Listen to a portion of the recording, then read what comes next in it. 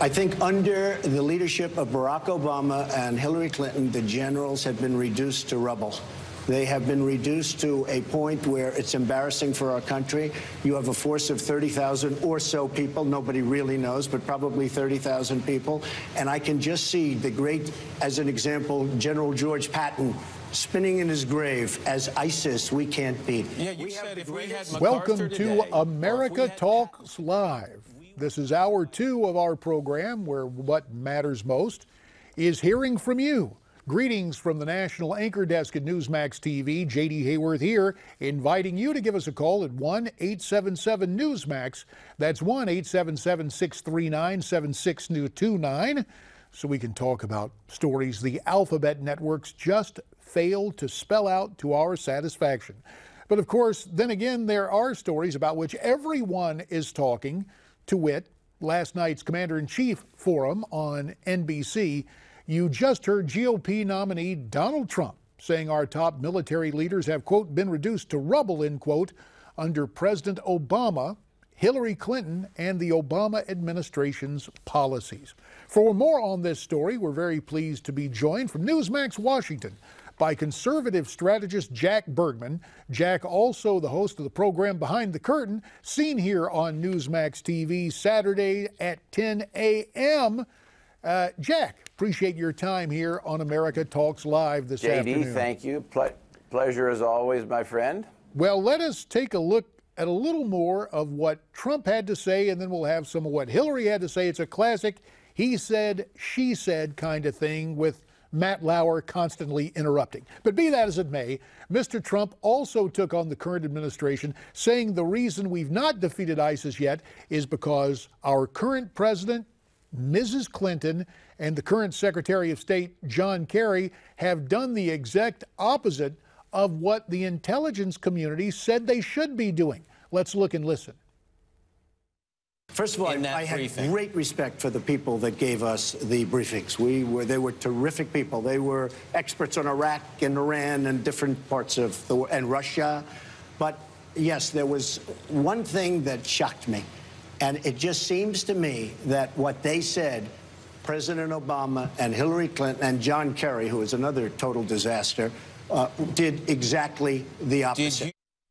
So, Jack, Donald Trump may be new to politics, but it looks like in the closing 60-plus days of this campaign, he's gotten used to the notion that whatever happens, you attack the person against whom you're running. But there is more than a bit of validity to what he had to say about the exercise of foreign policy under the Obama administration. Oh, he's right. There's no question. He's right. I'll tell you the mistake Hillary made. It's almost like in boxing, JD, where one fighter lures the other one into a corner, giving the illusion that he's weakened. Hillary Clinton has chosen to fight this war, fight this campaign on Republican turf. She's made it about foreign policy. She has defined him as dangerous Donald. See, she doesn't want to talk about the economy because she has nothing to talk about. Usually Democrats win elections based on the economy. They win on an economic message. She doesn't have one because she's campaigning as in Obama's third term. So she's focused on foreign policy. That's dangerous because Republicans usually win elections on foreign policy. Now, in the last 60 days, she's going to have to account for Obama's Mideast policy, a big part of which is ISIS. It's a total failure.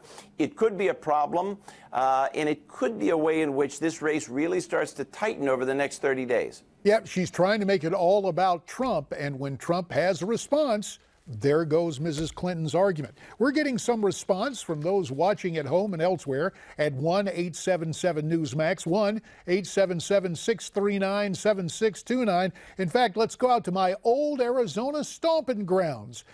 Big fan of Newsmax TV. Rick is on the line from Buckeye, Arizona. Rick, welcome to America Talks Live.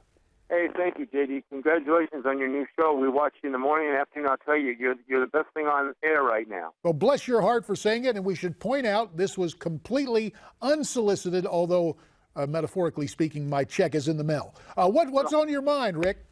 Yeah, I'll tell you that what we saw last night unfold in between Hillary, Matt Lauer, just so again, NBC, like you brought up best, nobody but Clinton. Everything was even the questions from the audience, it just seemed like they were just so fed that, even Matt Lauer had his paperwork all ready after and it just seemed so strange there, JD, that, it was just so, he had everything handy right up to the questions came up. Well, what's very interesting about that, Rick, and we appreciate your evaluation, and let me get Jack in on this conversation. As I was watching last night, and admittedly, I concentrated most of my attention on Mr. Trump's give and take with Matt Lauer. I could not help but remember Mr. Lauer's leftist pedigree, the treatise he wrote for one of the Sunday supplements back when Sunday newspapers were big things, talking about repealing the Second Amendment and having gun control, the fact that he was the sympathetic ear to Mrs. Clinton about a decade and a half ago when it came to her launching her attacks against the vast right-wing conspiracy. And even though in the Twitterverse today he's coming in for some criticism for interrupting Hillary, I thought Lauer was just out and out hostile to Donald Trump last night. Oh, there's no question, JD. I've given up talking about NBC. They have so tarnished their brand. They've even gone downhill in the last 10 years, which I thought would be impossible, but they have. Oh, there's so much bias there. I really wouldn't even know where to start. But Donald Trump held his own. He did very well. The one thing with ISIS, I would encourage Trump, he can amplify the message a little bit. The big problem is you have ISIS embedded in civilian populations. Obama has been unwilling to take civilian casualties. I think that's the main reason ISIS has flourished.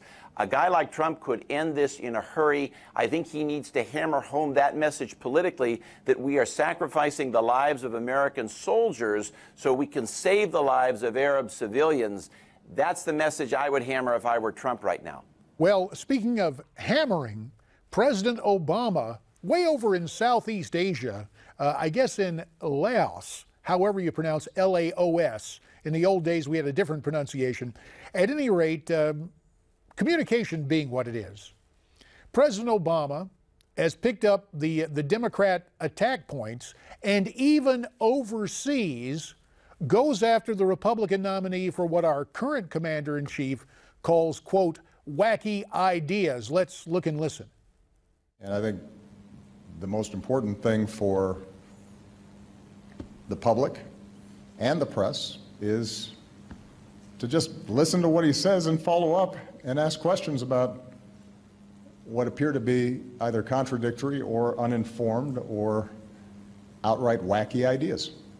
Wacky ideas. Well, here's our not so wacky concept here on America Talks Live. We want to hear from you at 1-877-NEWSMAX, 1-877-639-7629. And indeed, you are responding from Louisville, Texas. Bill is on the line. Hi, Bill. Hi, how are you? Doing fine, thanks. I have a wacky idea for you, talking about wacky ideas. Okay. There's only one real issue in this election.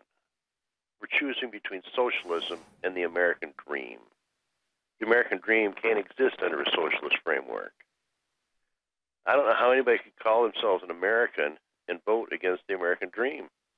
And you have really defined what this election is all about, Bill, because, yeah, you take away hopes and dreams, the aspirations of earning more, having your children have a better life than you do, locking up the Supreme Court into some sort of socialistic lockstep, and all the Alinsky ideas in full flower if Mrs. Clinton is elected. Valid point, Bill. Let's see what Jack has to say about that. No, I can't say it any better than Bill. I love that. I'm writing it down, Bill. I may use that. I may use that and give you a copyright, my friend. I love it. I'll tell you this, JD. One of the things Trump has to do if he's going to get back in this contest is he's got to focus. Like, he's got a number of good themes on the table. You have the military thing with ISIS. You have Blue Lives Matter. You have trade and immigration. As we learn from successful candidates like Reagan or like Clinton or even like Bush in '88. You've got to have a campaign has got to be focused on 2 or 3 things, and that's it. Because when you win the presidency, you can go up to the swing voter on the street and say, what does this guy stand for? And they can tell you in a very succinct way. Right now, you can't do that with Trump because he's talking about a lot of different things. Focus is important. I think if he can do that, And he's got a better team now in place with Kellyanne Fitzpatrick and with Bannon and with others. If he can do that, I think he can even win. A friendly amendment, because it happens to me too. 20 years ago, she was Kellyanne Fitzpatrick. Through marriage, she became Kellyanne Conway. Yeah, those Conway, of us who spent time with her in terms of taking her advice a couple of decades ago, no, we just were going back to an earlier time. Say, for purposes of full disclosure, in our final 2 minutes in this segment, we should point out that we're both listening via earpieces, but actor James Woods, an unapologetic conservative out in Hollywood, was watching the forum last night. He tweeted out something he noticed. Take a look at the picture. We're going to bring it up full screen. Looks like there was an earpiece in Mrs. Clinton's ear. The question is, who was on the other end, or is this just a hearing aid? Your take on the mysterious earpiece last night for Hillary Rodham Clinton. Well, it could be, J.D. It could be NBC News. Perhaps it's NBC News with their producers aiding her as the event goes on. I think on the serious side, there are legitimate questions about her health. You know, Matt Drudge obviously has publicized this in perhaps a way that's not entirely cogent and helpful. But the reality with her, this is a 70-year-old woman. She's had some serious health issues to date, and I think the public needs to know more. I think the media needs to ask more questions, and more needs to be known about her health. And let me point out, too, that whatever hearing aid, hearing device, whatever, returning to the point made by our first caller, Rick, my old buddy from Arizona, there did seem to be a kind of coordination in terms of the questions asked Mr. Trump and the immediate follow-up from Matt Lauer, almost as if it were staged. And I can just tell you, having been a candidate for public office, being involved in those televised forums, knowing the tricks of the trade and rules for radicals so often commented on about Mr. Saul Alinsky and those of his ilk, including Mrs. Clinton, who got to know him while she was a high schooler in Chicago, I thought last night on NBC the fix was in. But again, as you point out, Jack, that's nothing new because NBC stands for nobody but Clinton. Jack, we're going to ask you to stay with us. We're going to welcome in Ed Pozzuoli, prominent Florida Republican, and of course have more of your calls. It's America Talks Live, Hour 2, here on Newsmax TV. So stay with us.